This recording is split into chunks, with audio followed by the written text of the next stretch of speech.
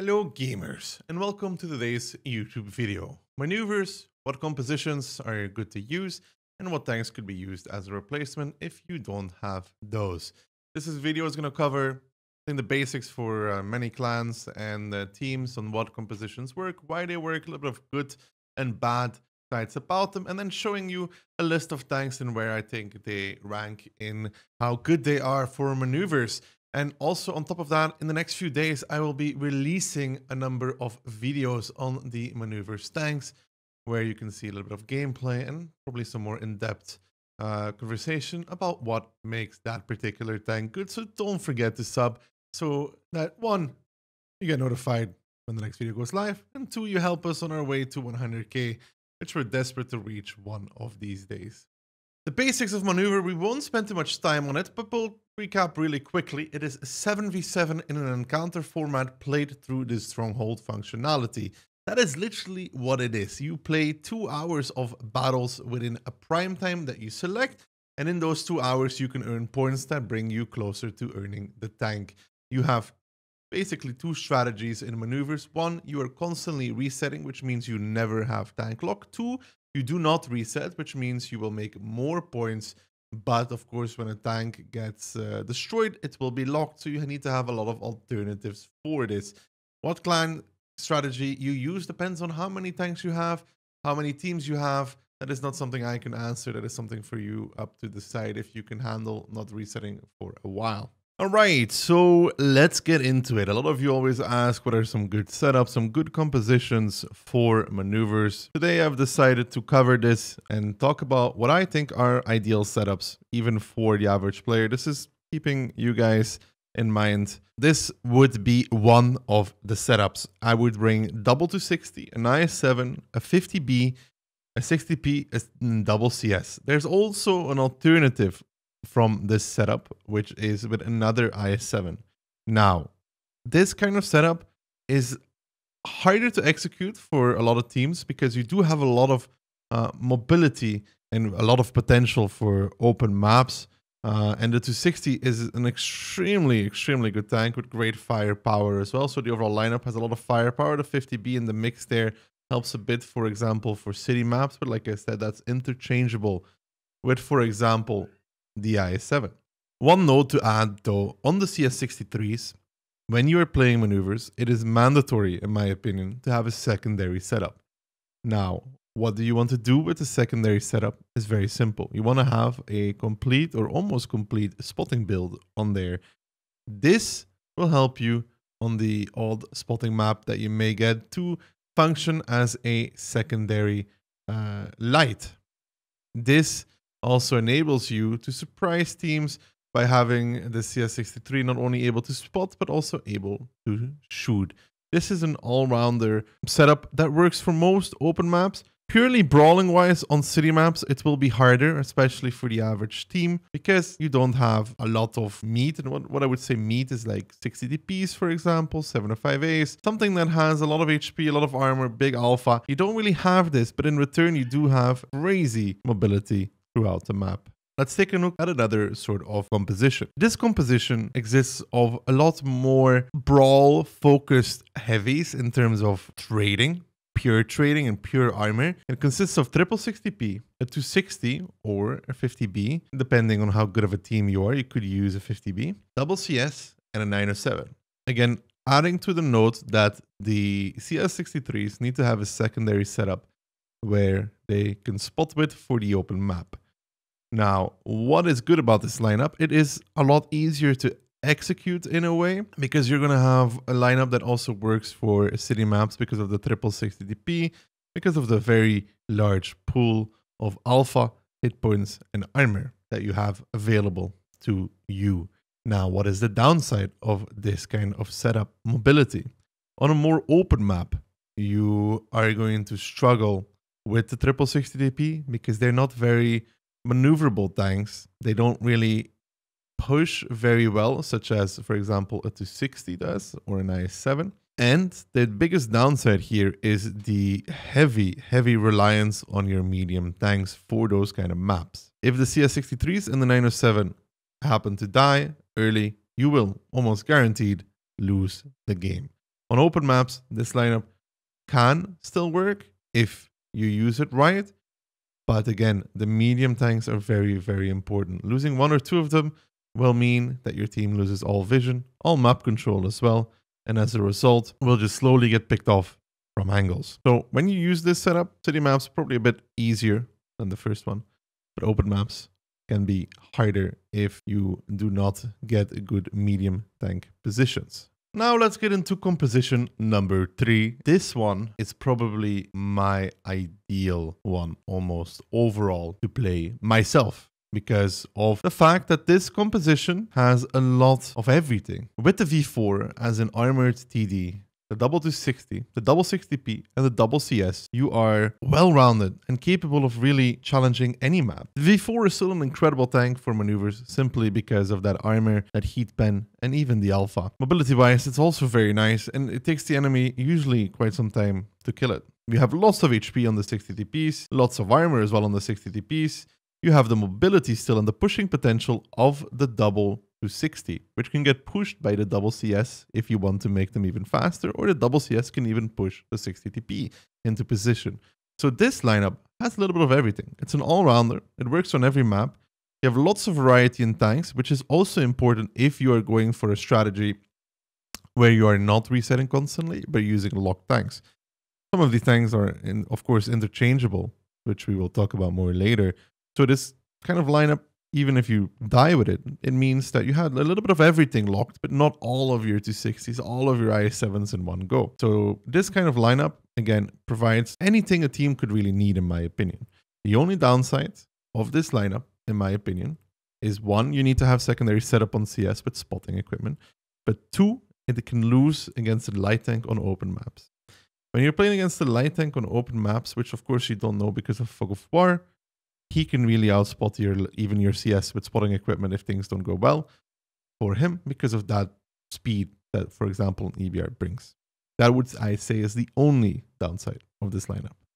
Let's get into the last composition I want to show to you guys, but also the hardest one to execute. This is one that I personally like playing a lot as well in maneuvers. And I'm going to say it already, a few of these tanks are indeed still changeable, but it's an EBR, it's a 907, it's double 260 and triple 60 DP. You could change the 907 for a CS, but I opted not to do that in this case, and I'll explain why.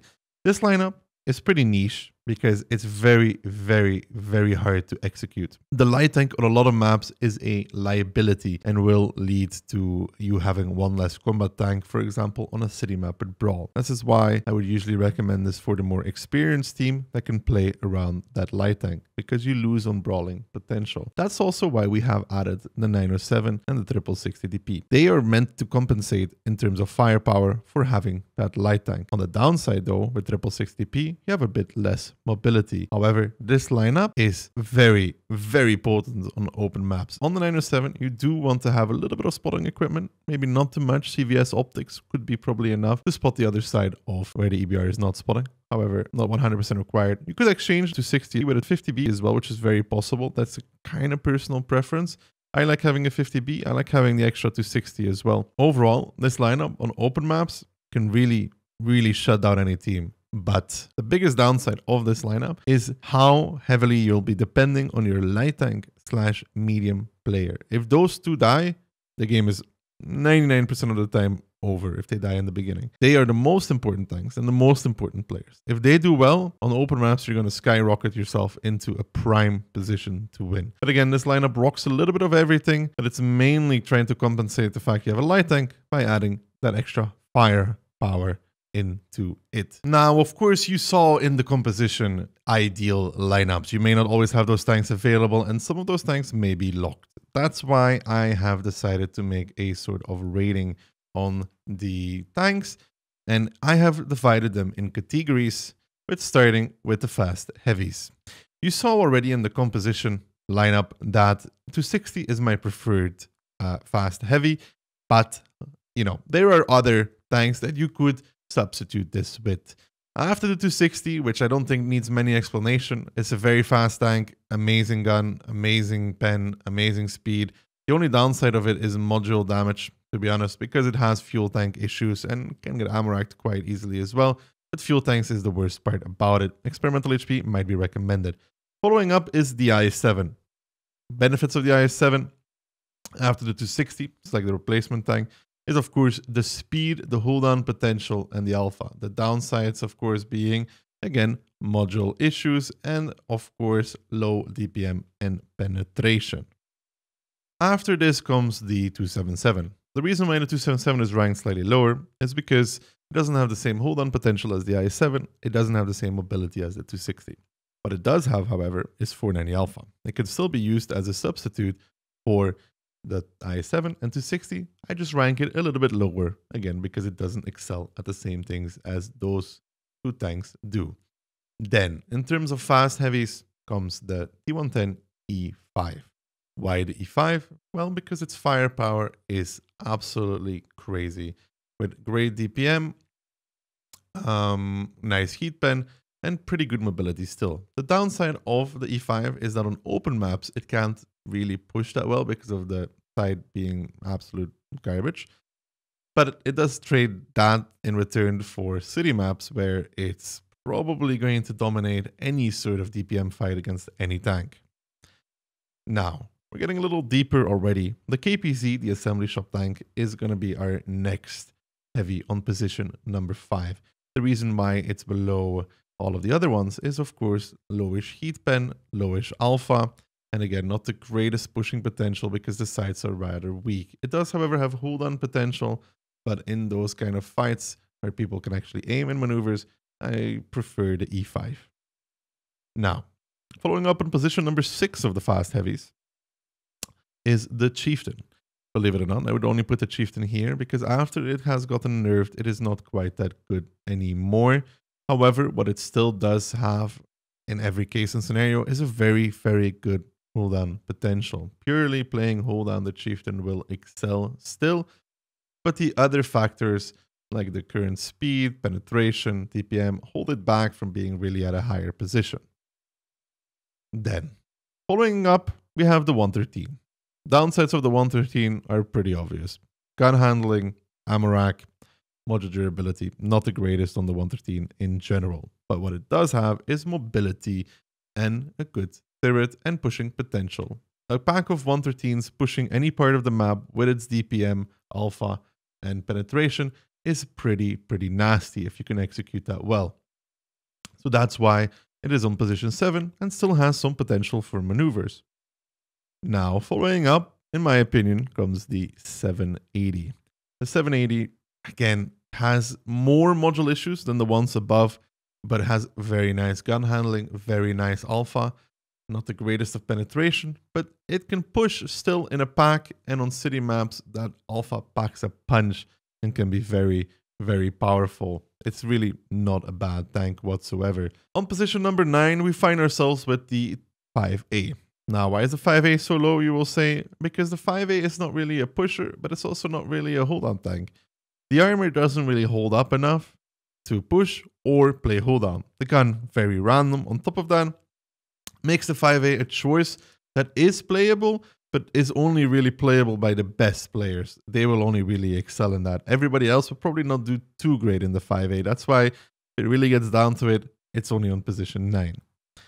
Position 10, we find ourselves the 452K. The 452K is another assembly shop tank. Downside, of course, is, again, module durability on the 452K is pretty bad. The gun is pretty trollish, but it is, again, very capable on city maps and open maps with that big alpha and the fact that it can push and play hold down and be pretty nasty in that scenario. But the lower plate and the module durability put it in position 10 because it's really not that great and there are far better choices. Position 11, we find ourselves with the VZ55. Now the VZ55 has gotten nerfed in the last year, and well, of course with its low DPM, it is not really the greatest tank anymore. It does still have that 2-shot autoloader, which you can quickly dish out 1k, but in terms of pushing potential, once it does its 2 shots, it's kind of dead in the water.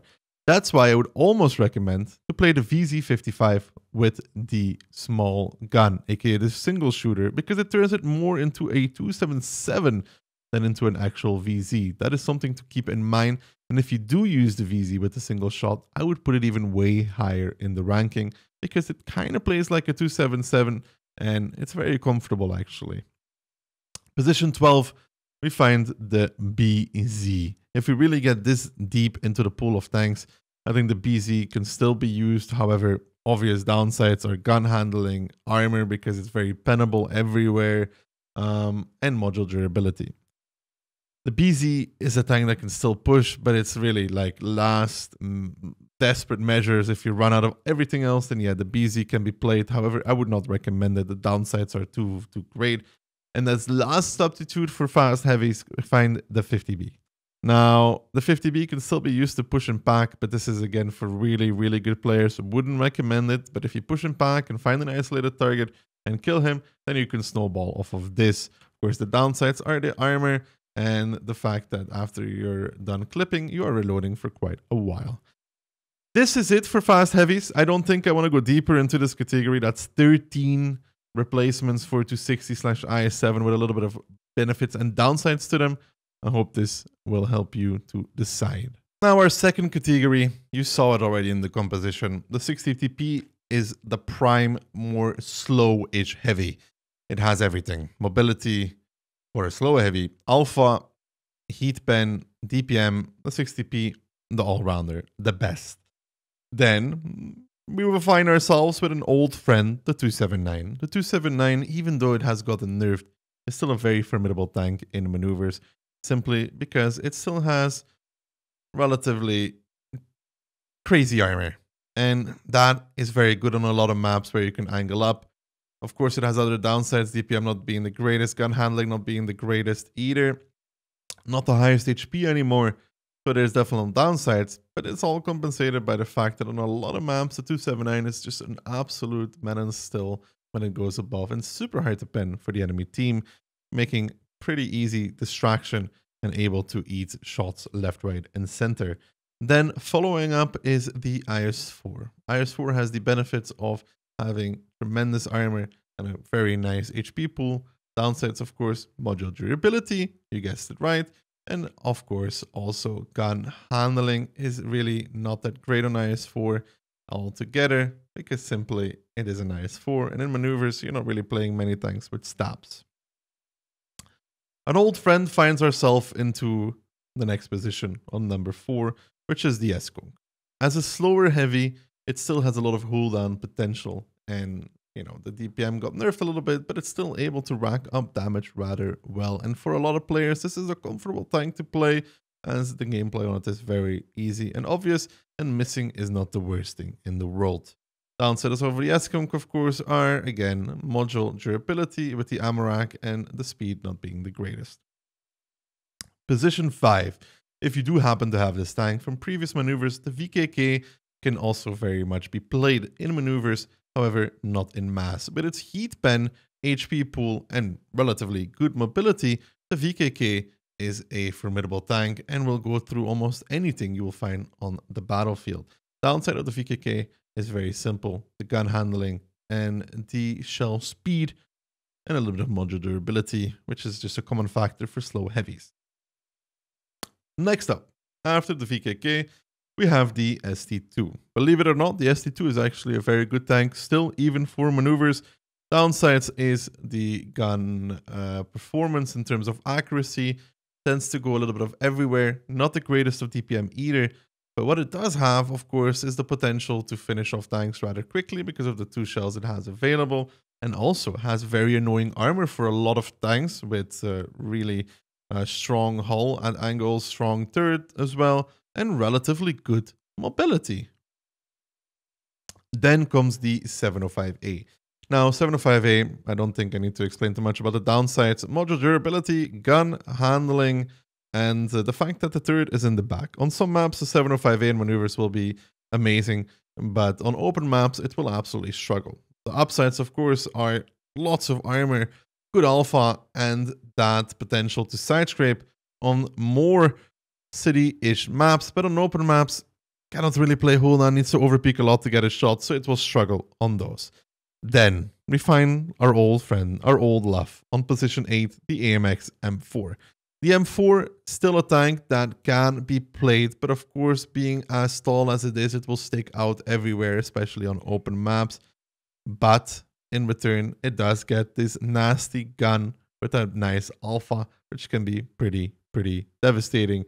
Gun handling still pretty decent, so overall not a bad tank, but the nerfs just put it somewhere near the bottom because it's overall not that great anymore. And believe it or not, in the slow heavies, now we find ourselves with the super heavies if you do run this deep into the pool. The Panzer 7 can be making its appearance again, like the 705A, module durability, backwards turret, but again is a very good gun in terms of handling and alpha, but low DPM.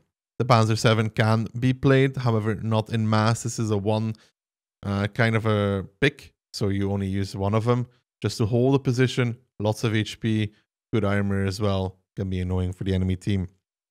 Then we find ourselves with the E100. E100 downsides is almost everything about the E100 armor-wise. It will not really hold up against a lot of the high-pen guns that you will see in maneuvers. The gun, you want to use a small gun for DPM, so you don't have the greatest alpha anymore either. You do have good DPM, but the E100 being as tall as it is will stick out everywhere. There's more downsides and upsides on the E100. HP really its main strength in this kind of games. And then last but not least, the mouse, which can be a good thing because its armor can uphold on range. However, when it comes to close range, the mouse will not be doing too much. Not the greatest of alpha either for these type of tanks. But having one mouse can be a good thing even on an open map because it can just soak up all the shells and can freely peek everywhere. That is it, I think, for slow heavies.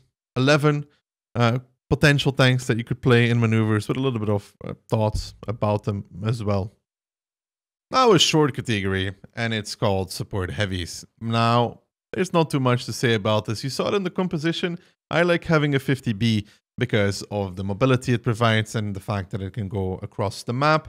But technically the best support heavy is the T57 heavy. I just didn't really like it in the compositions because of the fact that the 57 heavy has the issue that it's not very mobile. And in a lot of those setups you want the mobility.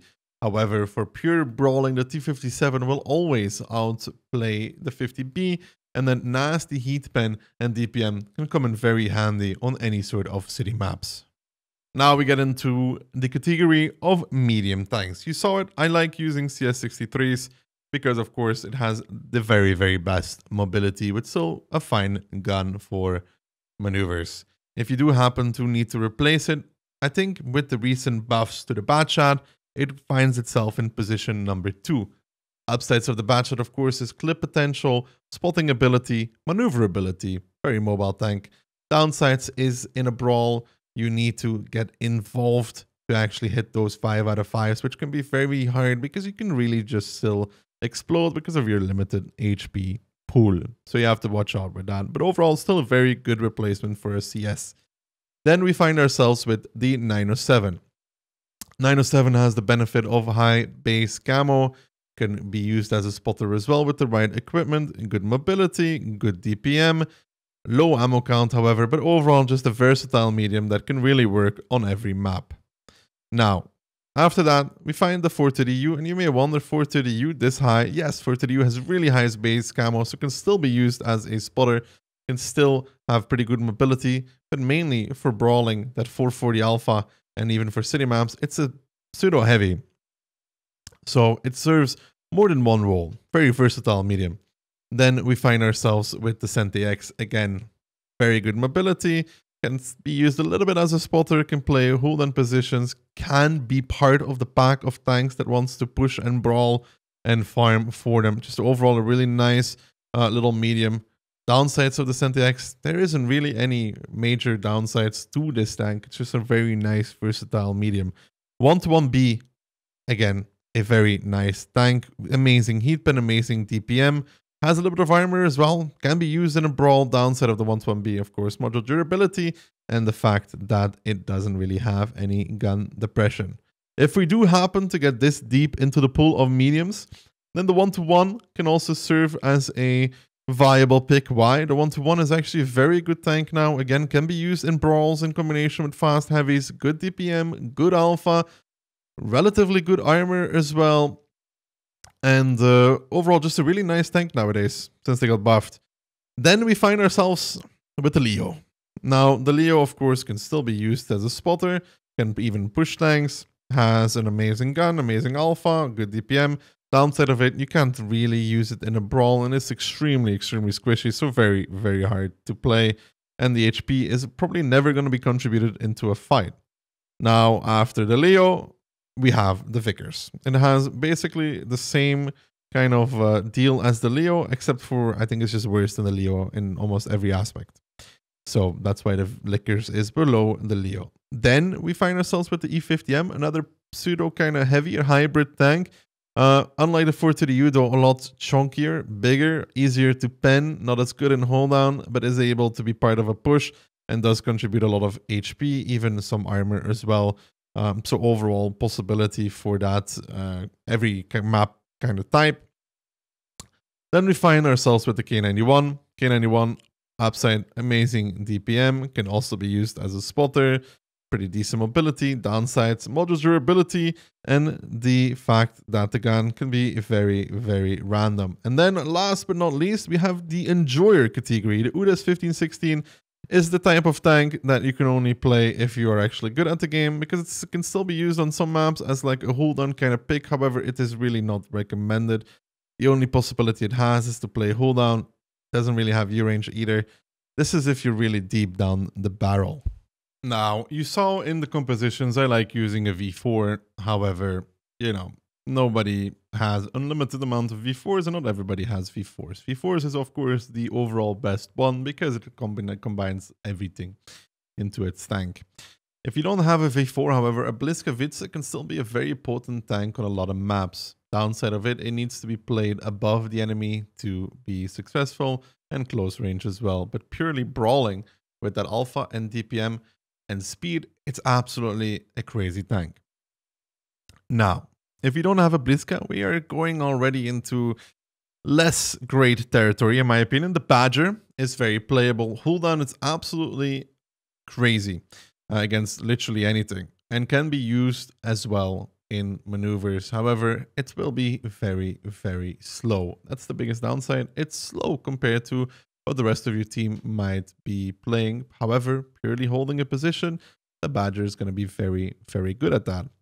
Then after the Badger, we have the E3 as a possible tank. Again, I just like the Badger, crazy hold on potential, very good pen, but speed.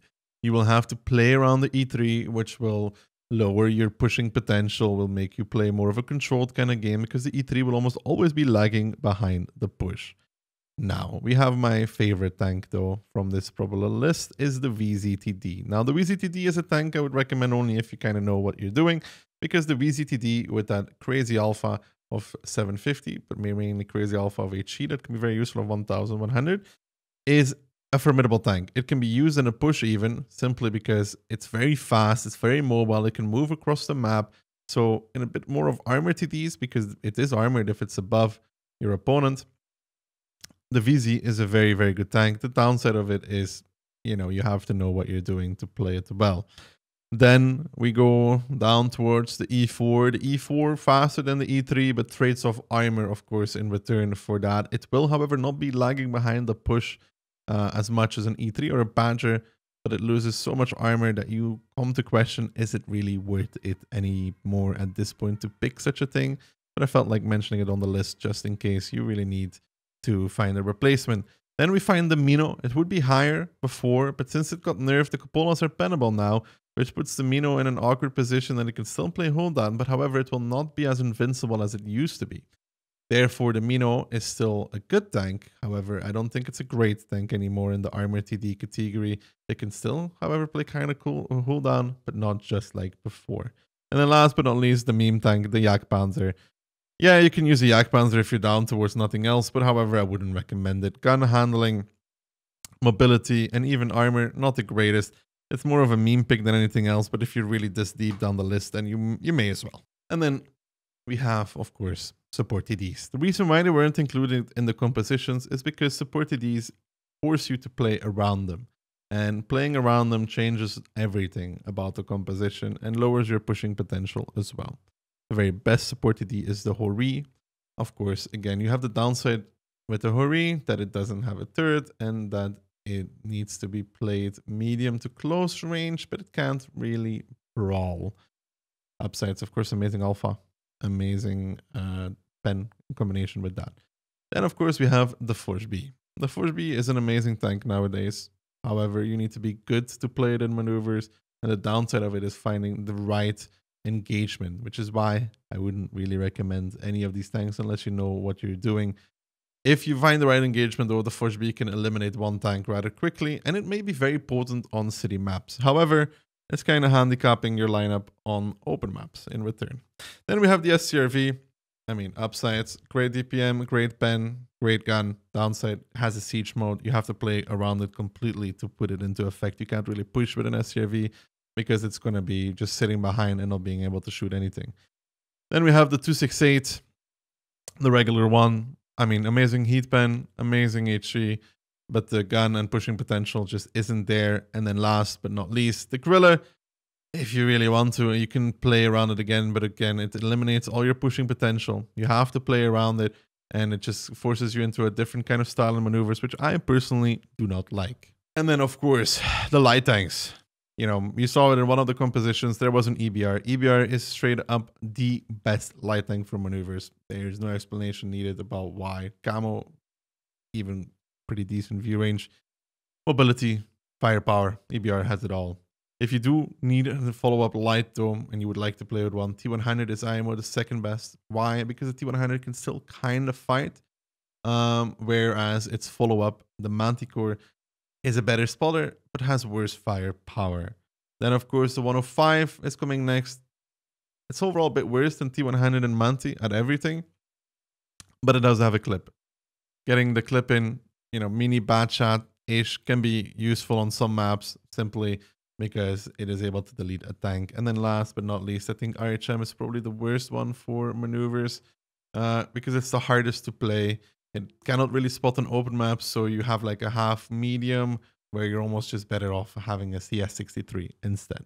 If you've made it this far, thank you for watching the video. I hope you enjoyed. I know there was a lot of talking, but this I feel covers the entirety of maneuvers and the tanks that you may want to use and gives you some recommendations on how to approach the kind of game style.